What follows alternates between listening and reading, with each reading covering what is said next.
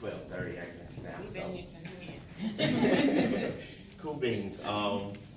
So I will tell you, hands down, number one, I feel at home because I was a member of Local 1708 in Chicago at the City Colleges of Chicago. And this is one of the meetings, this is how our meetings normally went. And representing individuals, I've spent a couple years as a union steward in that union, representing our issues and sitting at the table for collective bargaining rights. So I remember these days, and I thank you for the opportunity to come. I wrote down a couple notes, and then I will yield my time. So Memphis deserves fresh, new, motivated, and dynamic leadership that will turn away from the old ways of city governance and who are committed to keeping an eye on what ought to be in our city. We can no longer afford more of the same people, same characteristics, and same ideas without any real new solutions to the concerns of the people. And Memphis deserves better. Memphis ought to be prosperous. Memphis ought to be grand. Memphis ought to be a beacon in the South, radiating justice, peace, progress, and prosperity. And the time is before us to turn the page and begin writing a new history. I believe our current city leadership is not up to the task of creating this environment, and that is why I'm running for to be the next mayor of Memphis. I am not your average candidate. I am a small business owner and active in the community. I believe in civic and civil discourse as a means of achieving optimal solutions. I am committed to improving the city's operations in the residential, business, social, and civic sectors. I will listen to you, I will represent you, I will honor you, and more importantly, I will do something that most people don't do, and that is to keep citizens first. Several of my highlights were already mentioned as far as me working at the City Colleges of Chicago, specifically at Kennedy King College. And also I served as the chair of the local school council and parent advisory councils for my children's school. The local school council is the governing body for a local school in Chicago. And I did both of those for 5 years. So I'm not here today to tell you what you would like to hear. Rather, I am here to share my commitment that when I am elected mayor, I will meet with you, hear your concerns, and support your advocacy regarding labor relations, fair and equitable wages, and help broker relationships that benefit laborers. We all understand that Tennessee is a right-to-work state, and laborers are presented with many human relations challenges. I am committed to a relationship of honesty and will use my legislative power to ensure laborers in Memphis are treated fairly and have a safe working environment. Recently, I was called the unknown candidate, and I was the next day, that same reporter said that I had some great ideas about raising the floor and changing the quality of life for people that live in the city of Memphis. But he then said I didn't have a chance of winning. And here's the revelation though. The win is not about me. The win is in fact about the unknown. The unknown workers whose commute via public transportation to work and home takes them well over 2 hours.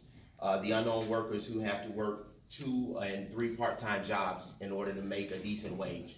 So there are so many unknowns among us, and we are at the juncture juxtaposed, remaining where we are for the unknown, or having our unknown voices not be dismissed and not and to be heard. So under my administration, I will create a triangle council to include laborers, and corporate management, with the purpose of addressing any labor-related challenges in the city and identifying possible solutions so that Memphis can be one of the greatest cities in the country to live, work, learn, and to play. Thank you. Thank you.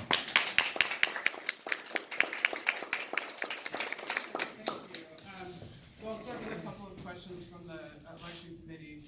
So how would you like to work with UCW? Specifically, how would you work with us? How would our endorsement help you? And how can it support the work that you're doing? So my campaign slogan is the gateway to new beginnings. Memphis, the gateway to new beginnings. And the whole idea is that for individuals who live in Memphis, who have lived in Memphis, and who have found themselves to be marginalized and alienated, this is an opportunity under my administration for them to begin anew, to see the possibilities. And for other individuals who don't live in Memphis, for Memphis to be attractive to them, to be able to come to Memphis and take advantage of our housing stock, our educational resources, our employment, when we make it better. To answer your question specifically, throughout this campaign, I have asked everyone for 4 I's. Those 4 I's are involvement, investment, insight, and involvement, investment, influence, and insight. And I believe that everyone can play a part with that. So this is not the campaign for the big establishments, the big developers and things of that nature, but it's for the average person to be able to have their voice heard, to be able to come out and put their work into a campaign, and be able, when I say investment, for the business people, you'll understand what the ROI is, that return on investment, is that you're putting in that work, we're putting in that work, and we're gonna get, be able to get a return from that work. So I'm asking the union to be able to give me insight. How can we change the quality of life for those individuals that are working in collegiate environments, things of that nature? Because when you were talking about the adjunct professors, in Chicago we called them lecturers, and at that time, that was back in 1999, they were making about $5.75 an hour per contact hour, and that was also based upon their academic credentials, whether they had, you know, the bachelor's, the master's, or hours beyond. Just to see that here we are now, what, 20 years later, and we're talking about the same salary, and that is troubling.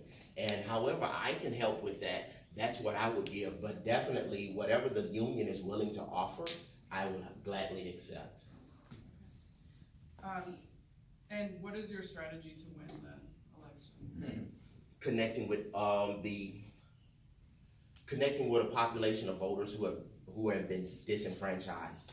So based upon the data from the Shelby County Elections Commission, we have about 175,000 individuals who are registered to vote but have never voted. Mm-hmm. These are individuals who are, for whatever reason, feel that they're not connected to the process, that their voices are really don't matter. So those have been the people that we have been really reaching out to, because there's 100,000 folk that vote every election, that stay connected to the political processes. They are property owners, they are vested into the city of Memphis, and they're going to follow the campaign. But my goal is to engage that population of individuals who feel that they really are the unknown. Thank you. Other questions? I have a question. Yes, ma'am. In your 4 I's, Yes, ma'am. you talked about what they were. What I didn't hear, but I then heard you say in your speech, could you add another I? Inclusion? Yes, ma'am. Because I feel, you know. Yeah, I appreciate that. Thank you. Thank you. So moving forward, we have 5 I's. You asked for him? And I appreciate it.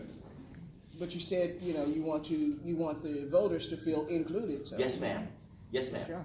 Yes, ma'am. And see, this is basically why I'm in the race, is because it is that information that puts us at an advantage to being able to reach everyone and to have everyone feel connected to Memphis. Memphis is a gem.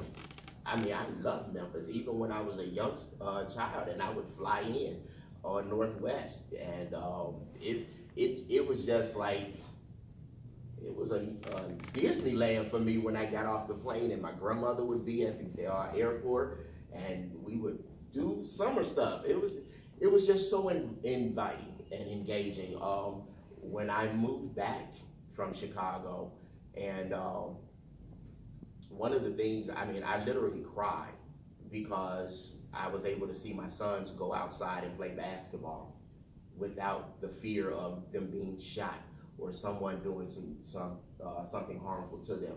So I think that we really have a wonderful city, and I think that together we can change the quality of life for a bunch of people.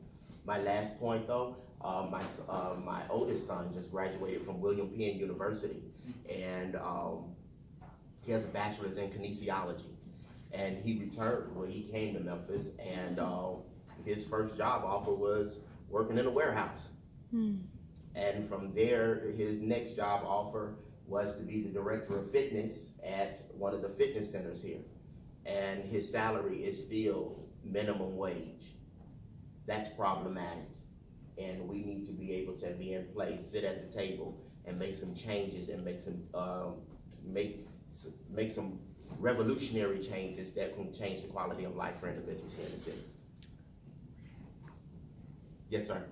One question that I have is that, as you've been a candidate, if you are the one that wins and you have your peers around you, how big of influence would you be on them?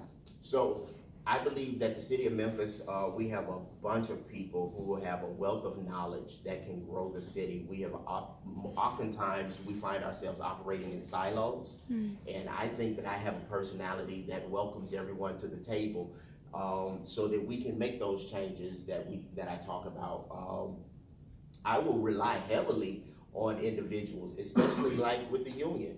You all are the people right there at the grassroots level on certain issues that I may not be privy to or have more of an understanding of. And I need your insight to be able to make those changes, or to at least try to influence that change that needs to be done. So I rely heavily on us, and as I said before, I don't have an attachment, or I'm not indebted to major businesses and developers and the establishment. In fact, I refuse to take any money from corporations throughout my campaign. So that way, when I get in office in January 1st, I don't have to answer any of the phone calls or the people calling for me to put up my getting their paybacks. So I appreciate the time today, guys. Enjoy yourselves. Enjoy this weather, and it's good to be among fellow laborers. Have a good one. Thank you.